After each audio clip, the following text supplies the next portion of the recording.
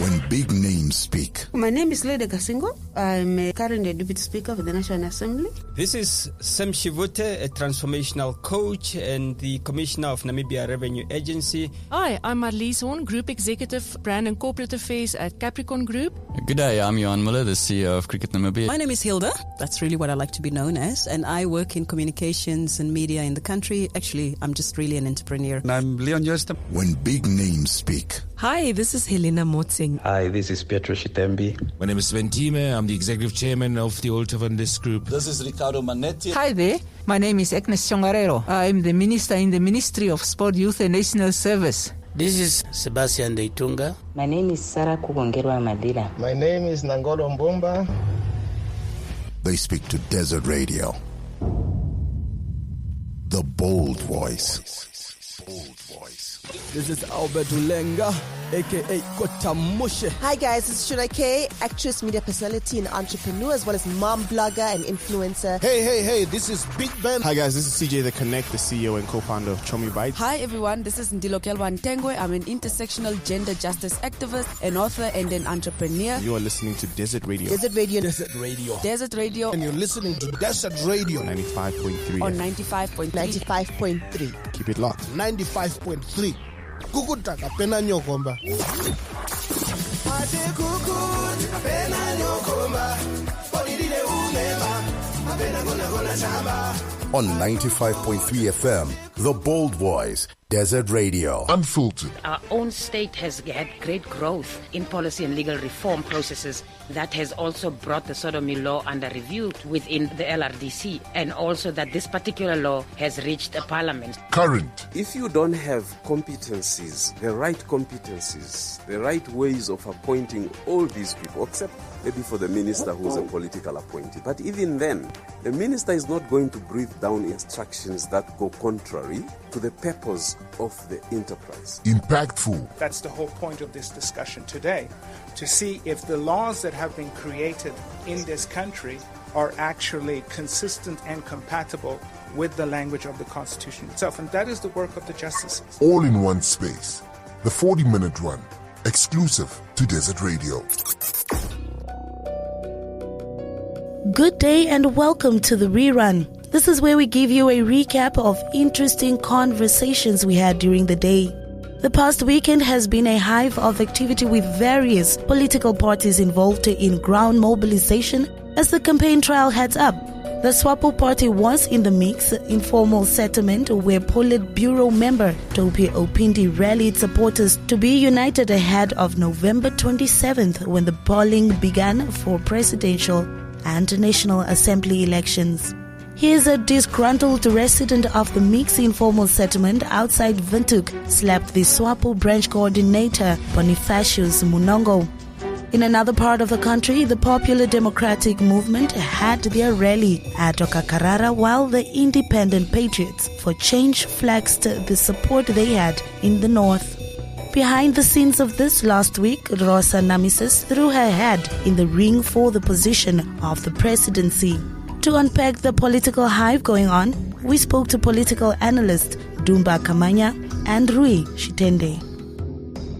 Welcome to the 40-minute run. Now, the past weekend has been a hive of activity with various political parties involved in ground mobilization as the campaign trail heats up.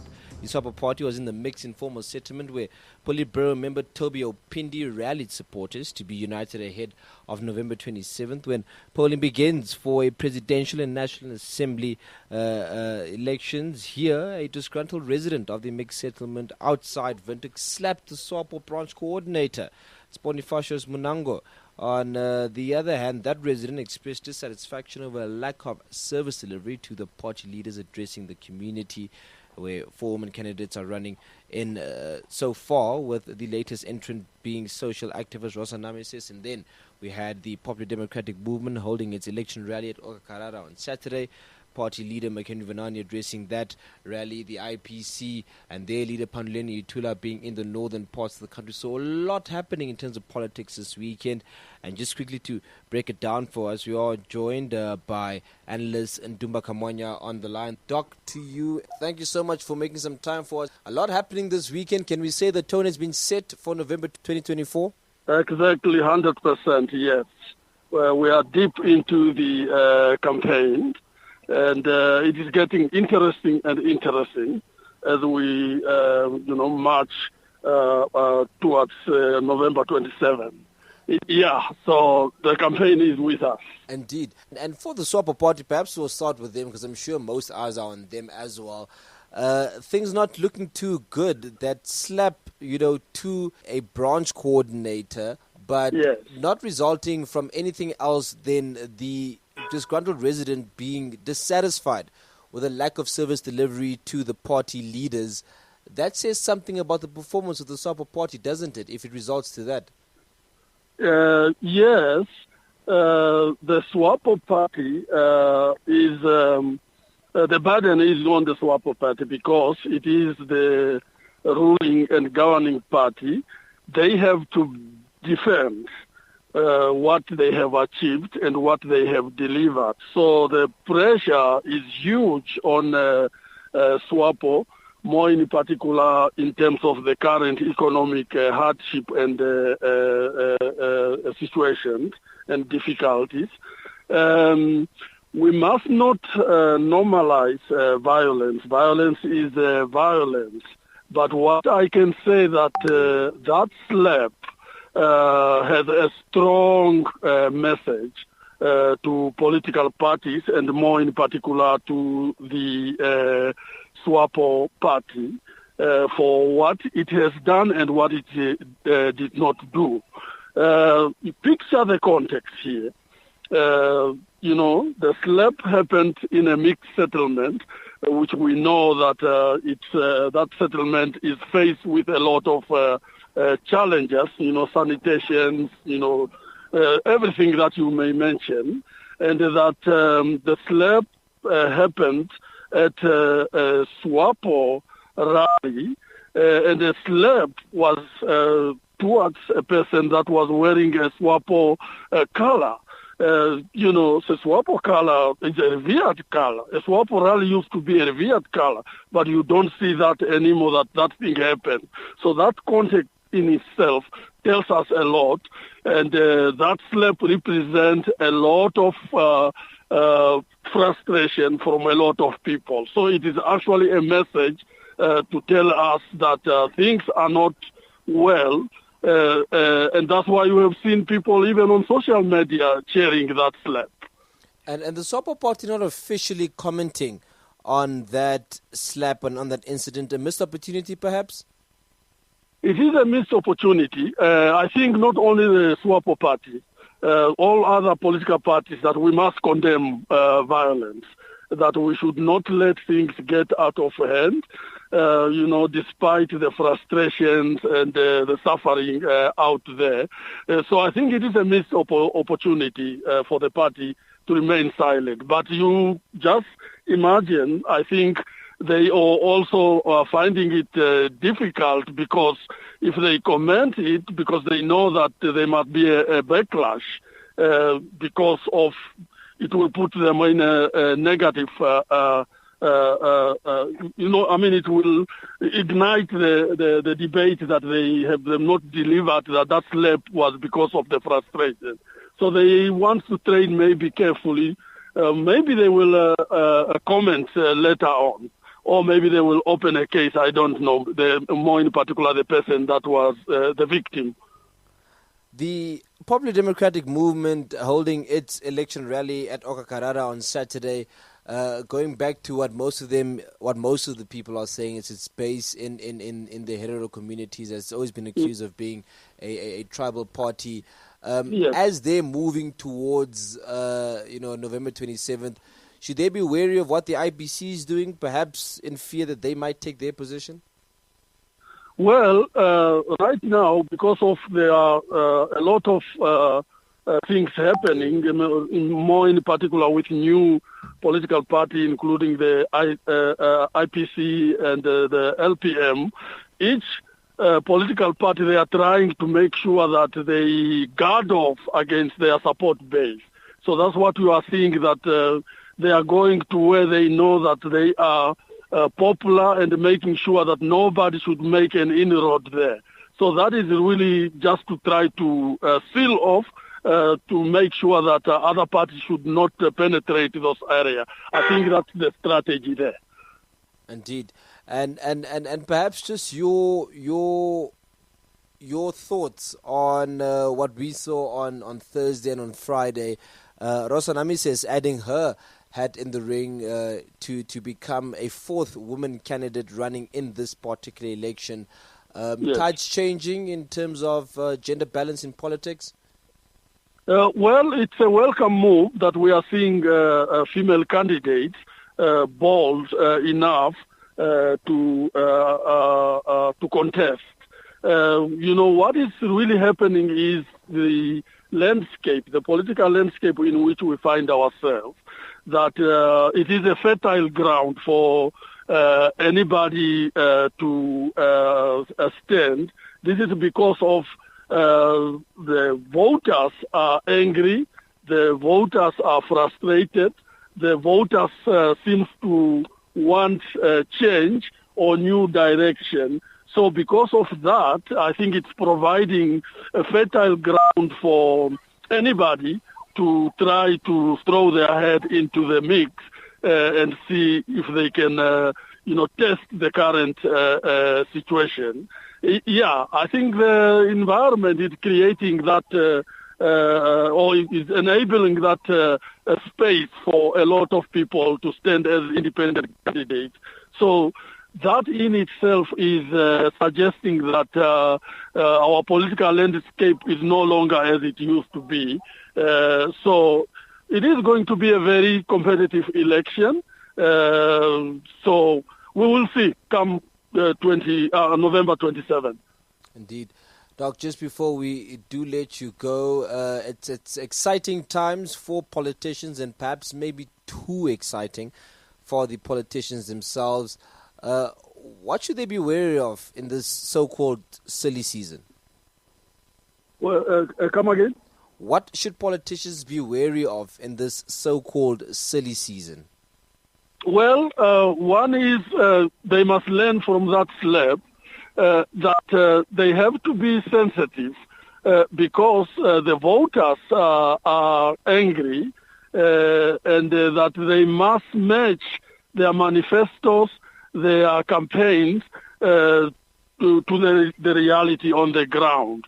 That they must not go there and say, we have brought this, but the reality on the ground is saying a different story.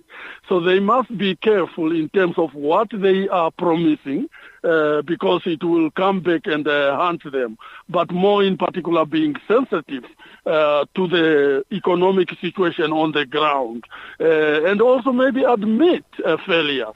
We should not be afraid to admit and explain why the failures happen. So that's what I will say, that the economic situation right now is not good for a lot of people, and the politicians and the political parties must be sensitive. Dr. Ndumba Kamwanyah, for your time, we thank you so much. Thank you. You take care. Indeed, you too. Ndumba Kamwanyah, they're just unpacking the activities from this weekend. From slaps to parties accusing other parties of focusing too much on them, to many rallies happening as well. It's definitely election campaign. Let's quickly take you to Mixed Settlement, and we'll just let you listen in on that slap that took place there at Mixed Settlement from a disgruntled resident who slapped the Swapo branch coordinator Bonifacius Munango. Now, what is going on here? I myself, I know how to say. I play mixer 24 years young and mix. You used to tell us liars. After you elected nothing, you can bring us here. For what? Liars.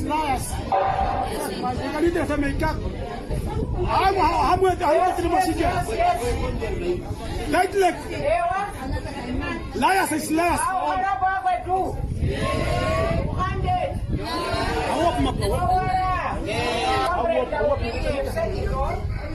No one had no money to touch my side over here. No one of you.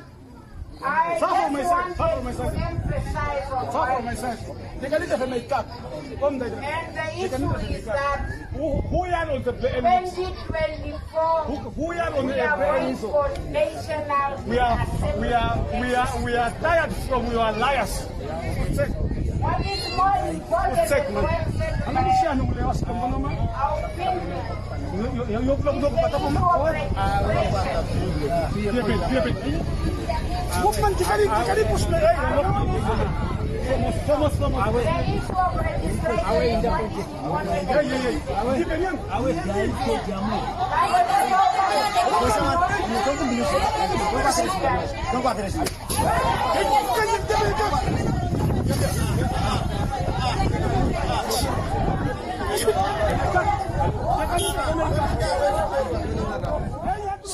So that sound you heard there was a disgruntled resident of the mixed informal settlement outside of Windhoek slapping the Swapo branch coordinator, that's Bonifacius Munango.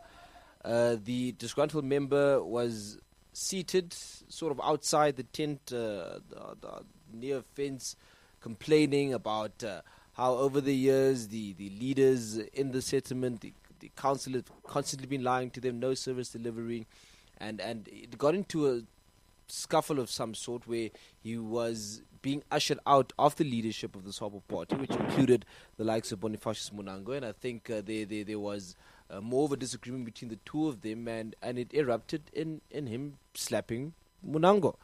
And to also just expand on that and many other issues that we saw this weekend, we are joined by political scientist, that's Rui Tyitende on the line. Rui, to you, thank you so much for making some time for us. It's a worrying thing, isn't it, to see political frustration resulting in violence? No, absolutely. It's not something that I would condone, but it's something that I completely understand. You need to look at it within the context of promises that have been made by the governing party and the depth of discontent that permeates throughout society, not only in terms of service delivery in urban centers, but also across the country. You can talk about primary health care, education, food insecurity, the provision and water, and a litany of other services that government has promised and been unable to deliver. So the slap that the gentleman received from Swapo is not necessarily a slap to the gentleman per se. It's actually a slap to the ruling party as a collective, because people are frustrated, people are angry, and they only appear to be recognized during elections. So we should see it in that broader context, this deep disillusionment with over-promises and under-delivery by the governing party. But again, I don't think violence is a way to go. There are other means to explore if you are not happy, for example, voting for a different party. But I understand the frustrations of the gentleman that did it. But again, as we head to the polls, we just hope we are able to nip these kinds of incidents in the bud. And I asked Ndumba Kamwanyah, who we spoke to earlier, this question. I'll throw it back at you. Is this a missed opportunity from the Swapo Party to not address that slap, however insignificant or huge it might be? Look, it boils down to one thing, and one thing is the material conditions of people. What is it that the governing party can do? We need to go back to 2019 during the presidential and National Assembly elections. After the ruling party was wounded in the presidential elections and having lost close to 16 seats and ultimately losing their two-thirds majority, they should have gone back to the drawing board then already to say, look, we can see that people are angry. I mean, even the late president said, we have heard you. We have heard you, yes, but what did the people say in terms of their discontent and their frustration with the party? So I think for the past 5 years, they've done pretty much minimum to ensure that they garner the trust or they get back the trust that they have lost from the populace. So if you look at the socioeconomic conditions, they are nowhere close to addressing those burning issues that made them lose that kind of support. You can look at the food food insecurity in the country. We just looked at the government report of last year by the Office of the Prime Minister, where close to 700,000 Namibians are food insecure. Close to 1 million people living in shacks. And these are the things that the mixed informal residents are talking about. Sanitation, schools. So these promises are now being made again by the leadership of the party in an election here. What they should have done was to look at it from a holistic point of view at a national level and say, guys, these are the challenges that we are facing. These are the things that people have been complaining about. What is our development blueprint to address them going forward? The Popular Democratic Movement hosting a rally in Okakarara. We've had this conversation time and time again, Rui, where the Popular Democratic Movement, as other parties, are accused of being tribalist and tribe-focused and centric. Should they perhaps have focused also on other areas as opposed to Okakarara, or is this, do you think, part of their campaign trail? Well, there are three types of voters, CJ. One is a group or a segment of voters that already support your party. Two, there are the undecided voters, the ones that are on the fence. Three are those that support your opponents. So I think PDM's strategy in this case is to actually lock in their base to make sure that they continue with their loyalty to PDM, because they have a very strong constituency in the Ndumba region, being Okarara specifically. But I think they've also tried to make inroads at least in other areas where they do not have a strong base. For example, we saw them going to the Kavango region last month, going to Tumep, and we understand that they're going to go to Omusati again. Not to say that they will get the support that they think that they will get, but if you are a political party that wants to transcend beyond ethnic loyalties, you will need to have a broad appeal. You'll need to go outside of your comfort zone and enter geographical, political territories where your opponents are, more specifically the governing party.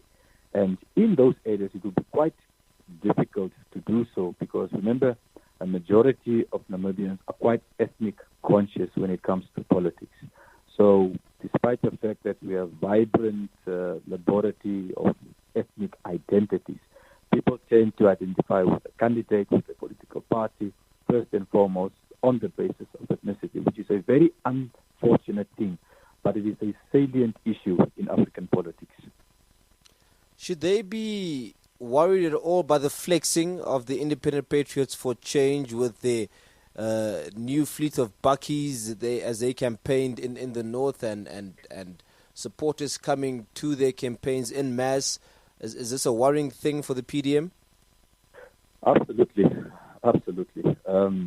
My view, and I think I've said this before, come November 27th this year, PDM will no longer be the official opposition. It will be the IPC. And the reason why I've been saying this all this time is that if you look at the election results of 2019, the presidential election results, Anduleni Itula ran as an independent candidate. By then, IPC was not registered yet as a political party.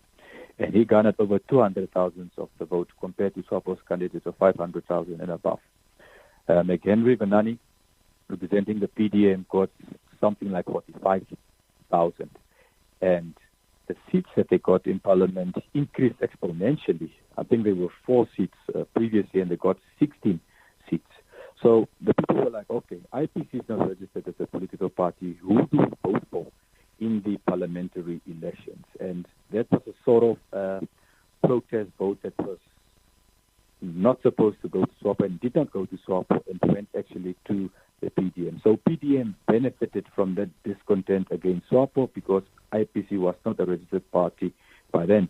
Because how can you explain that PDM as a political party garnered much more votes than McHenry Benani as their presidential candidate? So yes, they should definitely be worried. And as we have seen on the campaign trail, IPC appears to have a well-funded political machinery for their campaign, the kind of vehicles that they have bought. But the salient question that they have not been able to answer is, where is this funding coming from?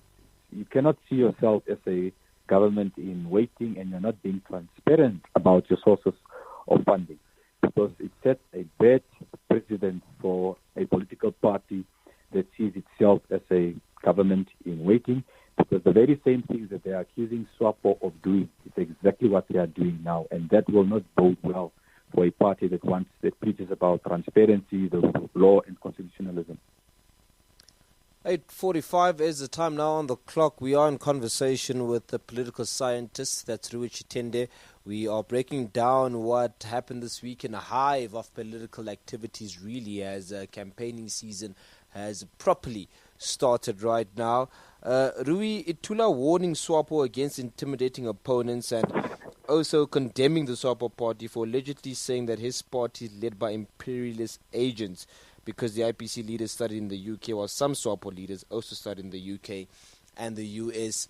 Sort of a war of words. I mean, Albert Mkhuyi also responding to that particular comment as well. Can we see, sort of the as I mentioned, war of words starting now as the campaign season intensifies, and how does that impact the campaign season generally? No, absolutely. We can actually expect it to intensify because Swapo sees IPC as its major threat. Remember, Itula emerged out of the ranks of Swapo, and this whole notion that he's an imperialist or a British imperialist is kind of the political talk that one should expect in a political campaign, because a lot is at stake here. We have just discovered oil and gas with the green hydrogen projects ongoing, and the potential to distribute those resources to the countries, to patrons, and to the political elite. So a lot is at stake. So you need to ask yourself the question, what is it that Swapo stands to lose should IPC win the November election, presidential as well as National Assembly, if they do get an overwhelming majority? So a lot is at stake. So there will be mudslinging, there will be name-calling, there will be political ridicule, character assassinations, those things you'd expect in an election campaign. But I would call for calm, I would call for political maturity in the terms of how these political parties conduct their campaigns, because insulting and character assassination does not serve anyone. It actually tells the voters that you are not politically mature. And if this is the kind of rhetoric that is being spewed out there, what does it say about a party that wants to continue governing or a one that sees itself as a government in waiting? So you should expect these things to continue, the insults and all of that as to be near the election date. But if you also look at the other political parties that have not yet started their campaigns, others are still gearing up for congresses, any sort of negative messaging that comes out from these campaigns, whether it's division or others campaigning the others negatively or decampaigning the others, it will not sit well with the electorate. So any divisions need to be well managed. We've seen Swapo has concluded theirs already in November 2022, despite the fact that they are called for an extraordinary Congress. I don't think that's going to happen. It is sealed. But overall, I expect a campaign trail that will not be filled with any sort of violence, especially political violence. Rosanami says last week, telling us that she's thrown her hat in the ring for presidency, becoming part of the independent candidacy race, and also becoming the fourth woman that will be vying for that seat in November on the 27th. Is this good for our democratic maturity, having another woman in the race? Yes. Democracy is quite an interesting phenomenon. It's interesting in the sense that any person who meets the criteria of our existing legal framework can be allowed to contest or participate in our political process, more specifically our elections. But the political field is currently crowded, despite the fact that it gives the voters a variety of choice or even the illusion of choice, because if you look at the candidates that have emerged as independent candidates, you need to ask yourself the question, do they have a constituency? Will they be able to alter or influence the outcome of the election results? And my view is that all of these political parties or presidential candidates that do not have a strong political constituency, that are unable to influence significantly the outcome of the election results, would be as good as a spoiled ballot. A spoiled ballot in the sense that you do not have the numbers, so the vote will be further fragmented, and that this will actually serve in the interest of the ruling party. But in terms of the candidates that we now know that have emerged, I can bet with you now, John Collins, it will only be, this race will be a two men and a woman's race. It will be Swapo's candidate and that of IPC. The rest of the presidential candidates will be participating. They will not be competing. Let's take that. Let's go a bit deeper with that instance, Rui, and anticipate a very, very tight election result between Swapo and the IPC, where perhaps they'll be forced to enter into a coalition. Do we see that being a fruitful partnership? Do we see that being a partnership that can actually be agreed upon post-election results? Or will that cause further friction between the division between many parties that we see in the country? Well, politics is the art of compromise and consensus. And if you look at the ideological outlook of IPC and Swapo, you need to ask yourself a question. How different are they really in terms of their policy articulations? I don't see any difference. I don't see a difference in terms of the leadership style. And if you look at IPC now as a political party, it is technically a one-man show. You remove Itula from the equation. What do you have? Who do you see as a candidate that is able to elevate the party beyond Itula? And you compare that to Swapo, which is much more broad in terms of the spectrum of leadership that it has. It's more diverse. They are able to field another candidate quite quickly. But in terms of governing as a coalition, what could it most likely look like? So, of course, people will be jostling for the top positions. For example, who will get the Ministry of Finance, who will get the Ministry of Defense, who will get police, who will get intelligence. So all of those key ministries will be what they will be fighting for. More specifically, who controls the national purse? Because if you are in charge of treasury, you get to decide, according to Harold Laswell, who gets what, when, and how. So that fight, should it happen, is something that we ought to look out closely for.